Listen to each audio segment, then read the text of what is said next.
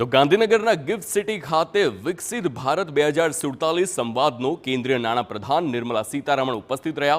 ભારતના અર્થતંત્ર પર આશાવાદ વ્યક્ત કરતા નાણાપ્રધાને કહ્યું કે 2014 બાદ ભારતના અર્થતંત્રમાં સ્થિર વિકાસ જોવા મળ્યો છે।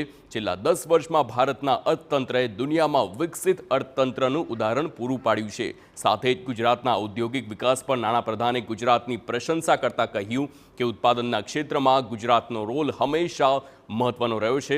સેમિકન્ડક્ટરના ઉત્પાદકોએ ગુજરાત પર પોતાની પસંદગી ઉતારી છે।